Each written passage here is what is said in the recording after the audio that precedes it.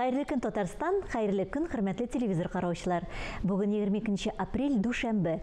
Студияда сезне мин Эльза Ахмеджанова сәламлыйм.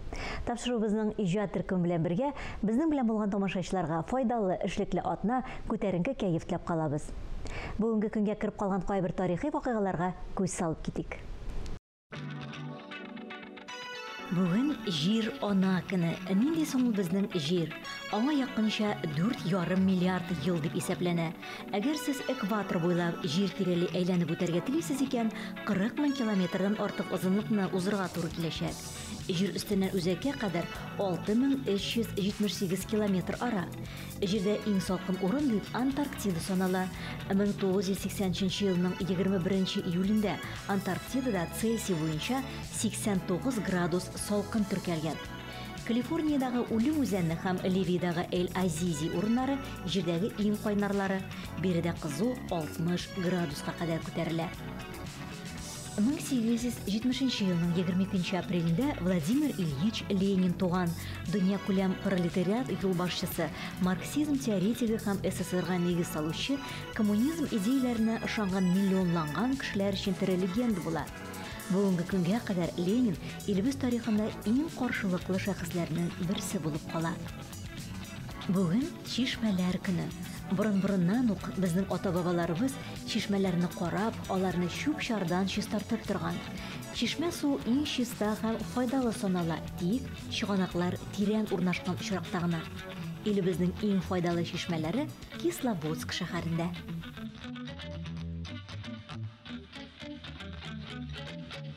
Республикабызның Габдулла Тукай исемендәге премия җәмәгатьчелек тарафыннан танылган, илебез һәм милли мәдәниятне үстерүгә зур өлеш керткән, югары һөнәри осталык дәрәҗәсе, кабатланмас юнәлеше белән аерылып торган, шулай ук сәнгать һәм әдәбият өлкәсендә күренекле фәнни тикшерүләр өчен бирелә. Тапшыру кысаларында быелгы кандидатларның кайберәүләре белән таныштырган идек инде. Бүген исә берничә төркем кандидатлар белән булган җылы очрашу мизгелләрен тәкъдим итәбез. Казанның Сарихсәдәш музейында республикабызның мәртәбәле Габдулла Тукай бүләгенә берничә дәгъва кылучылар белән якыннан танышу мөмкинлеге оештырылды. Республикабызда мәдәниятебезнең, сәнгатьнең мирасын саклап калуда, үстерүдә, пропагандалауда бүгенге көндә бик күп иҗат кешеләре, коллективлар, композиторлар безнең республиканы данын күтәрер өчен зур хезмәт күрсәтәләр. Әкият Курчак театрының Әлфия спектаклендә халкыбызның бөек җырчысы Әлфия Абзалова ролен оста сәхнәләштергәннәр өчен театрның бер төркем актерлары бар. Очрашуга алар аерылгысыз дусларын, курчакларын алып килгән. Бүтән Россиядә куелмаган име легендар җырчылар турында менә безнең Курчак театры курчаклар белән сәхнәләштерде. Без бу моның белән горурланабыз, шатланабыз, дулкынланабыз дип әйтим инде менә әлдә хәзердә дулкынланам. Шатлык, куаныч, горурлык. Әлфияләрнең күплелеге һәм төрлелеге шаккатыра. Һәркемнең үз әлфиясе булган кебек, аның җырлары да һәркемнең үзенеке. Спектакль сүзсез булгангамы, актерларның тулган хисләре белән аралашасы килә. Бу спектакль фәкать җырларга гына таянып эшләнелгән, аның репертуарындагы иң якты җырлары алынгандыр минемчә, һәм шунысы да үзенчәлекле. Монда аның эстрада буенча сәхнәдәге тормышы гына түгел, сәхнә артындагы тормыш та бар бит әле, артистларның ул ягы да бар. Менә бу спектакльдә артистканың сәхнәдәге өлеше һәм дә инде сәхнә артындагы тормыш юлы да күрсәтелә. Тамашачыларга ул менә шуның белән дә бик кызыклыдыр әле. Тамашачыга бит сәхнә артында бик кызыклы. Тормышның үзенчәлекле яклары да ничек җиңеп чыккан Әлфия апабыз безнең килгән аның иҗатында, аның тормышында авырлыклар бик күп булган. Менә ничек ул аларны җиңеп чыккан, нинди җырлар аркылы без буны тамашачыга менә үзебезнең спектаклебез белән җиткерәбез. Безнең легендар җырчыбыз Әлфия апаның моңы, менә бөтен кичерешләре, аның бөтен хыяллары, менә шушы спектакль башлангач та, аның бала чак хатирәләре менә шуннан бөтен сүзсез чыннан да гаҗәп бит бу. Искиткеч Сүзсіз менә шушының бала вакытыннан, авыр вакытларыннан, бүтән хыялларының тормышка ашуы, Моңлы Казан, Тукай, Сәйдәш шуннары аккан Казанга килүләре, Мәскәүдә иң беренче булып бит ул оештырган ансамбль. Менә алар бөтенесе дә менә шушы безнең спектаклебездә чагыла. Режиссер Илгиз Зәйниев алдында катлаулы бурыч торса да, ул куйган максатларына ирешеп, тамашачының күңел түренә үтеп керердәй спектакль куя.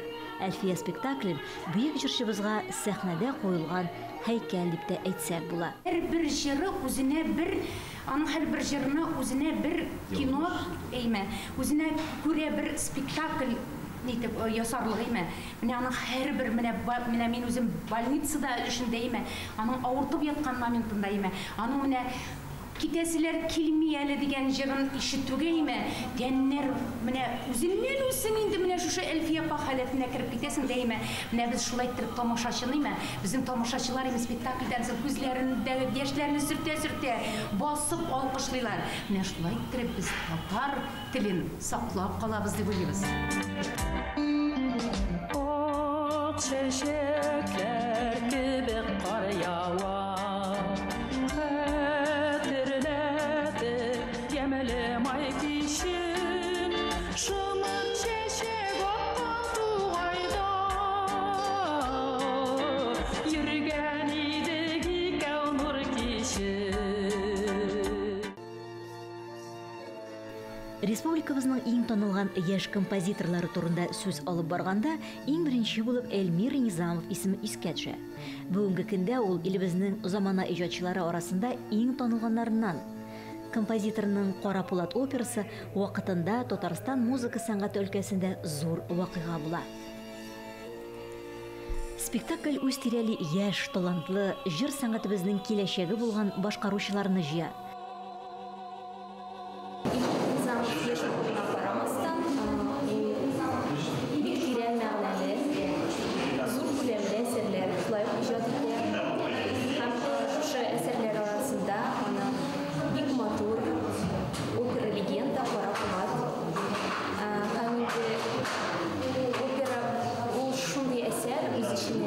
Музыка, драматургия, хореография, сценография, башка шундый ижади мәдәниятнең күп өлкәләрен үзенә сыйдырган зур күләмле әсәр. Һәм ул әсәрне иҗат итү өчен масштаблы гомумән әсәр иҗат итүче бүгенге көндә бик аз дип әйтергә. Мәртәбәле бүләккә бу композиторга иртәрәк түгелме соң диючеләр дә булыр бәлки. Ләкин Эльмир Низамовның иҗатын бәйләгәндә, аның музыкасы нигезендә абруйлы композиторларга хас булган алымнар, халык җырлары моңы, традицияләр бәйләнеше ята дип белдерә музыка белгечләре. Эльмир ул бүгенге композиторның булуына карамастан, үзенең әсәрләрендә ул һәрвакыт татар моңнарын, милли аһәңнәрне чагылдырырга тырыша. Ул бүгенге көн эчендә бик актуаль әсәр һәм шулай ук аның минемчә ДНК-сында шушы татар моңы яңгырый.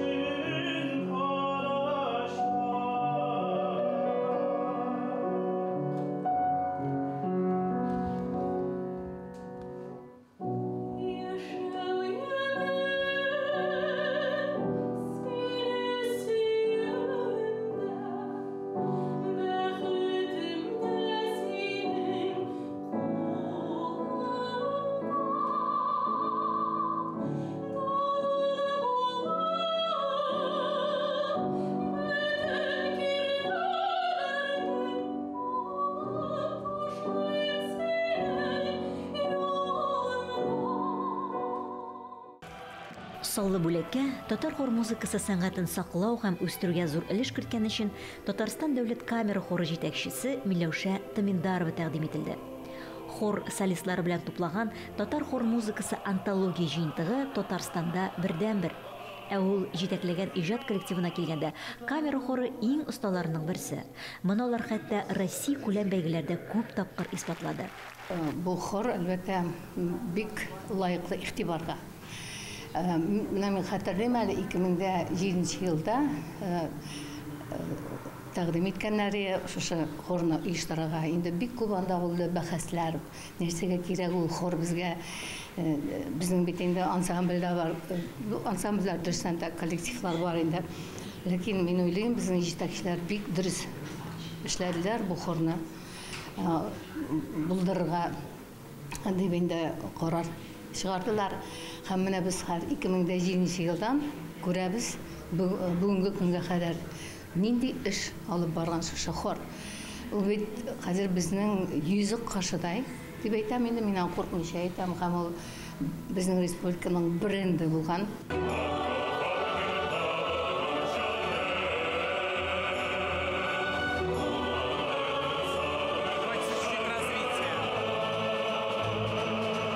Антологияны яздыру күп финанс чыгымнар сораса да, иҗатчылар дәүләт ярдәме белән әлеге хыялны тормышка ашыра алган. Я думаю, что я цель своей жизни выполнил как деятель, как музыкант, как народная артистка. Уйлавымча, мин мәдәният хезмәткәре, музыкант, халык артисты буларак бурычымны үтәдем. Ни өчен дисезме? Хәзер аңлатам. Бездә искиткеч тыйнак Мансур Музафаров дигән композитор бар иде. Аны гениаль дип әйтәсем килә. Уйлап карагыз, ул иҗат иткән опералар әлегә кадәр архивларда ята. Иҗат җимешләре дөнья күрмәгән.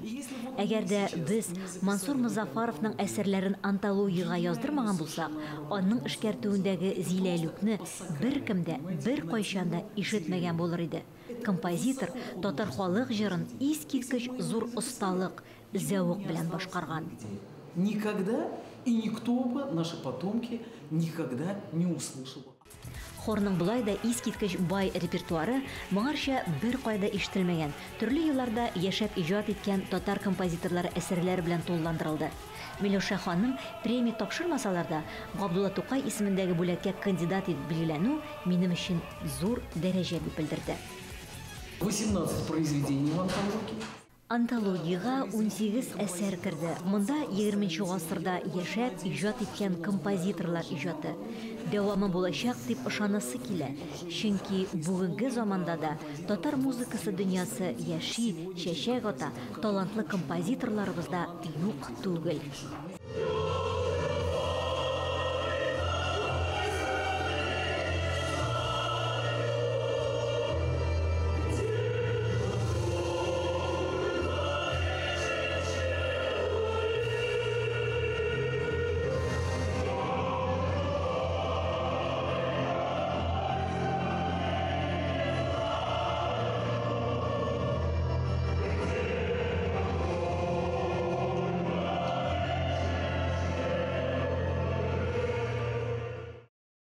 Риф Гатауллин республикабызның үзешчән композиторларының иҗатын барлаучы, үзе дә әсәрләр иҗат итүче танылган композитор.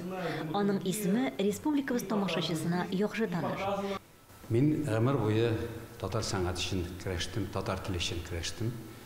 Аның өчен җырдым. Чөнки менә узган елны минем 2 китап чыкты. Берсе Килиман дип атала инде. Ул безнең элекке җыйган фольклор экспедицияларында җыйган әсәрләрне, анда төрле китапларда мин әйтәсем килә инде, Бакырган китабы, Мөхәммәдия китабы, Мәүлид китабы, Кыйса Йосыф китапларыннан мин аларны үз вакытында гастрольләрдә җырчы буларак җырганда җыя идем һәм ниһаять менә шушыны мин аларны чыгара алдым, шушы китапларны. Аннан соң минем эшләрем хәвәскәрләр белән, хәвәскәр композиторлар белән. Менә шуны да мин тәкъдим итәм, чөнки ул минем бик 30 еллап эшем. Анарга багышлап антология эшләдем. Шул антология кысаларында инде шундый китап чыгардым менә хәвәскәрләрнең, хәвәскәр композиторларның сезгә инде җыр кирәк дип атала. Бу китапта 200 композиторның әсәре. Алар төрле төбәкләрдә. Кая безнең татарлар яши, шунда туган җырлар. Сібірден башлап, Туркменияларға, нелерге енді Қазақстан, Өзбекстан деп әдәсім келе, хатта шетеллер Финляндия. Менә шуннан шыққан композиторларның, жырларының мында қайбір келері шықты. Ижадшы сақ-сық симфоник бәйет, вокаль хор цикллары, авторлық жиынтықлар, тапшырулар циклы үшін премияға тәқдим етілді. Жыр ки битенде. Ки ол ұзағырақ яши, сөзден қарата. Фольклор жиғанда мен әйтәсім келе, сөзлер исән қалмаған, ки исән қалған. Шолық туған тіл жырын біз нетеміз бітенде, оны башқарыз. Ол бітенде тұқай сөздеріне, ол біт қашандыр мінәжет бәйет болған. Шоңа көре мен айт ки көбірек сақлана, ұзағырақ яши. Мен енді композиторларға шоңа көре айтам, сіз кейлеріңізді шығарығыз мен айтам, китапларға нота формасында мен айтам көрсетіңіз. Халық шуларына ізләп қарасын, анасын ұнтылса да, аны шуннан табырға бола. Шуннан сөздерін әзерге бола. Бүтін жерге міне жергенде гіл, қала, исте, ки. Тел музыкадан бір нәрсесі білен де айырылмай, чөнки біз ең бірінші әхәннәр ишетәбез туу белән. Әлбәттә безнең телебез ул музыка белән бик якын килгән. Шуңа күрә безнең музыкабызда шулай алга барырга тиеш. Ул шулай ук бүгенге көндә актуаль булырга тиеш. Без иске әсәрләребезгә генә ябышып ятырга тиеш түгел. Көннән-көн яңа әсәрләр туып торырга тиеш. Аның өчен безнең композиторларыбыз иҗат итеп, күп фикер йөртә алырлык ижади композиторлар булырга тиеш. Татарстанның Габдулла Тукай премиясына кандидатларның һәрберсе турында милләтебезгә хезмәт итүче иҗатчылар дип әйтеп була. Һәр кайсымны үзенең эше, иҗаты татар мәдәниятенә булган мөнәсәбәте белән дәлилли. 26 апрель сөйкле шагыйрыбыз Габдулла Тукайның туган көнендә бәйгедә җиңүчеләргә бүләкне Татарстан Республикасы рәисе тапшырачак. Тантанага инде күп калмады, иҗатчыларга уңышлар телик. Тапшыруыбызны Тукай премиясына кандидат композитор Риф Гатауллин иҗат иткән күңелле җыр белән тәмамлыйбыз. Мин Эльза Әхмәтҗанова сезнең белән иртәгәгә кадәр саубуллашам. Янәшәбездә яхшы кешеләр, күңелле хәбәрләр генә булсын. Исән, имин булыгыз.